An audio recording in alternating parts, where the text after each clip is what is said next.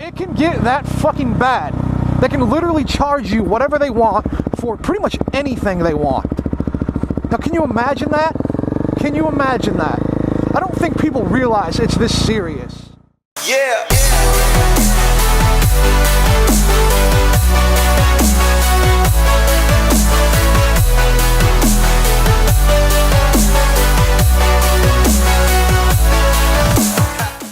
What's up, Motard fam? It's your boy Motard Steve.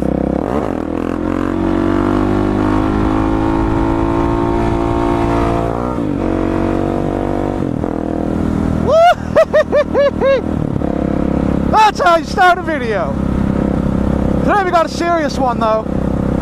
I want to talk about a shit pie. You know, the FCC, Federal Communications Commission, leader, dickhead, King Supreme asshole, wants to get rid of net neutrality. If you guys don't know what net neutrality is, it's pretty much exactly how it sounds. It's a neutral internet. It's laws that were made for a neutral internet. Meaning that everyone's use of the internet is pretty much the same. Now, I know people are going to say, oh, well, you can buy different speed packages and all that. But see, I don't think anyone's complaining about that. Because if anything, that helps consumers. Because think about it. If you don't use the internet all that heavily, you don't need a crap ton of speed. You don't need a lot of download or upload speed. You just need, what's going to get you by. So why pay like for a high speed, super crazy package when you don't need it? I don't think that's the problem. What I mean by everyone has like the same neutral access to the internet is, I mean, like, I can buy Netflix and I have Comporium as my ISP, aka internet service provider. I can watch Netflix in the same capacity that, say, a Comcast customer could, or a Verizon customer, or an AT&T customer could. Basically, we're all equal. It's all a neutral playing field, meaning that we can all watch stuff at the same speed, same definition. There's no extra added cost. We just need a Netflix subscription and an internet connection. Seems pretty fucking fair, right? Well, what this dickhead is trying to do is, he's a former Verizon employee. Right there, conflict of interest. Jesus, who the hell didn't think of that when they gave him the position?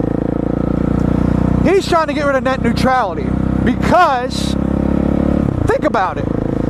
Look at Electronic Arts. Let's look at the Battlefront situation, or I guess Battlefront 2 is what I should say. If you guys don't know what Battlefront 2 is, it's an Electronic Arts published video game that got under a lot of flack because we all know EA has been known to do very shitty business practices, and they're basically the king of the microtransaction.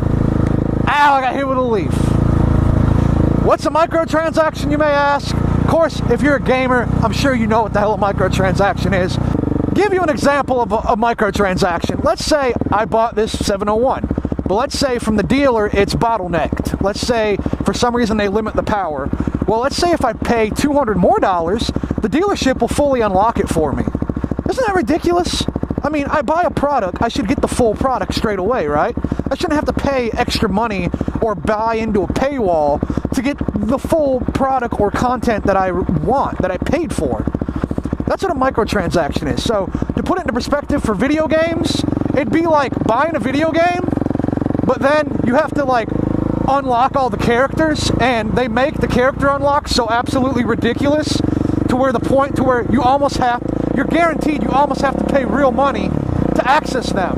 It's like they give you a full product and then they lock features behind paywalls and money through microtransactions. Keep in mind, you already paid the full price for the game, but you're not getting the full game. And that can apply to any kind of situation, but we're going to talk about games for right now. So basically what Battlefront 2 did is they offered the game. You pay, I think, $50-$60 for it. And then you get special characters. Now, I'm not a big Star Wars fan, guys. I don't really watch it. I don't necessarily have a reason to hate it. I just don't really watch it and never got into it. But I know, just from knowing about it, that Star Wars is such a huge multiverse, or whatever you want to call it. I know damn well there's probably like 40 plus like specific characters that you could get in the game. And the big issue with this is it wasn't the fact that you had to unlock the characters. No, that wasn't the problem at all. The problem was, to unlock it, you needed, I think it was 40,000 credits to unlock Darth Vader, which, if you guys don't know shit about Star Wars, he's like one of the main guys. Like, he's like the main guy. Okay, if Star Wars was MotoGP, he's like Valentino Rossi. You may think, oh, well, that doesn't sound that bad. Well, someone calculated it all out, and able to get credits, which is like in-game currency, and able to get credits to buy him, you got to play the game. Well, someone calculated it would take you 40 solid hours of playing the game to unlock him. So you had to dedicate the same time you would dedicate to a full-time job to unlock one character. Yes, guys, that's the specifics. One character. It's not like 40 hours and you unlock all the previous characters before him at lower values. No, you only unlock one character. That is ridiculous. And EA did it on purpose. They tried to act like they did it, but they did it on purpose.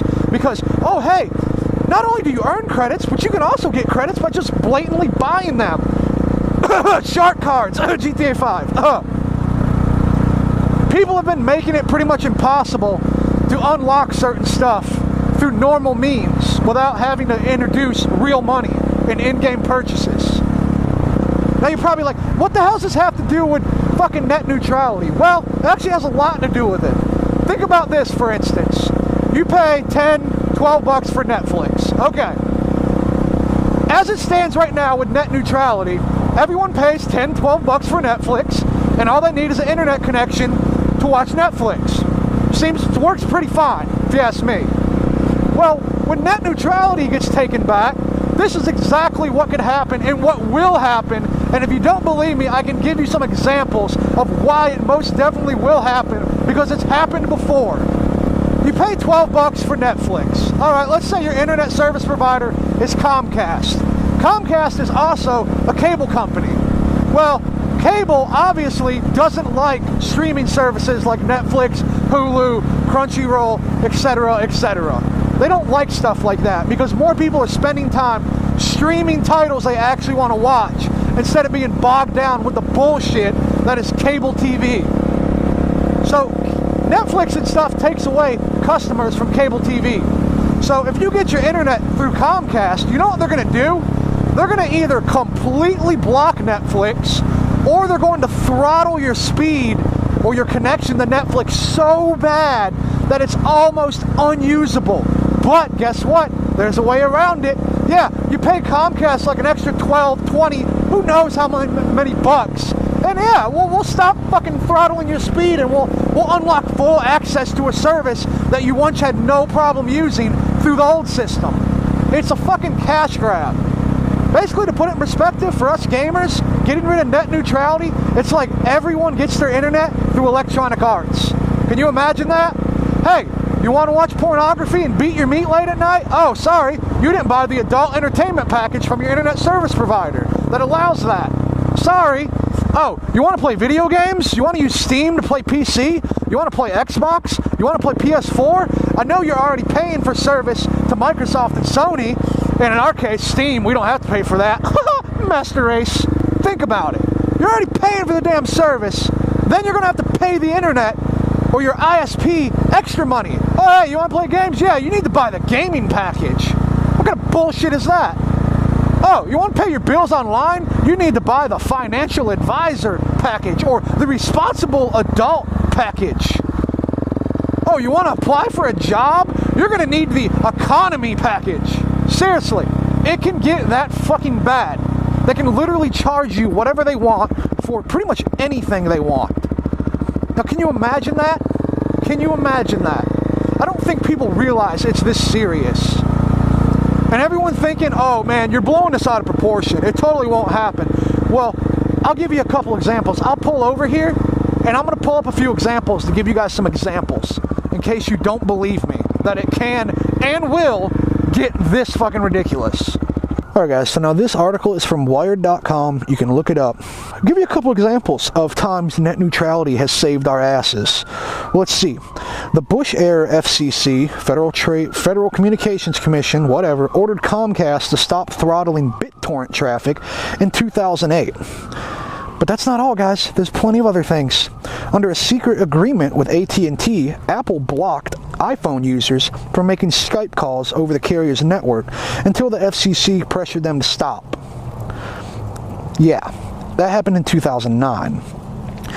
In 2012, AT&T blocked some users from using Apple's FaceTime on its network.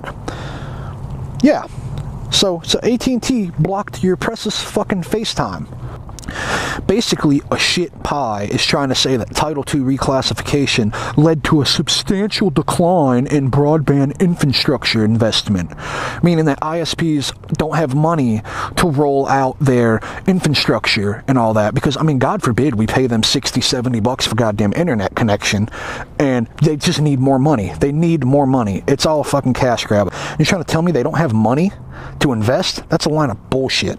See, but here's the funny thing. He tries to argue that, but yet you look at the statistics for 2014, 2015, it only changed by 1 billion. Now, yeah, that may sound like a bunch, but when you think about they're investing $77 billion into internet service provider infrastructure and it drops down $1 billion, you think that's anything when it's already $77 billion? And then one study even showed that it went up by $1 billion. So really, it's not a big fucking deal.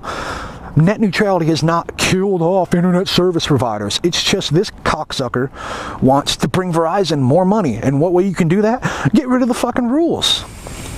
It's all a damn power grab, guys. It's fucking bullshit.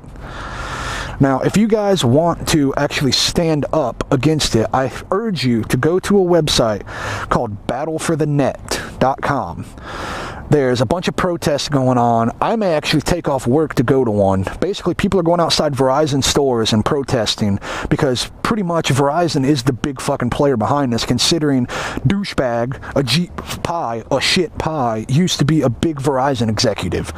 So if you guys want to keep the internet neutral, if you don't want to have microtransactions in your internet use, because that's exactly what is going to happen, then I urge you to write letters to your senator, do what you got to do, protest City Hall, go to the Verizon stores and protest. I forget what day it is, but if you go to battleofthenet.com, you know, I'll put it in what day it is right here, they're doing it. But if you go to that website, it tells you a lot. I believe they're voting on December 14th. If that date's wrong, I'll put it up on the screen now. But the FCC is voting on that day to get rid of net neutrality. And I'm telling you, guys, this is not something to sleep on. This is a huge fucking deal. Could you imagine what's going to happen to YouTube if this happens? Just imagine you can't access YouTube because your ISP wants to throttle it or charge you an extra money. I mean, it would almost be like everyone's forced to pay for YouTube Red, pretty much. Think about it. Think about it. You have to pay money to watch YouTube. Do you imagine how much time you spend on YouTube and how much YouTube is used?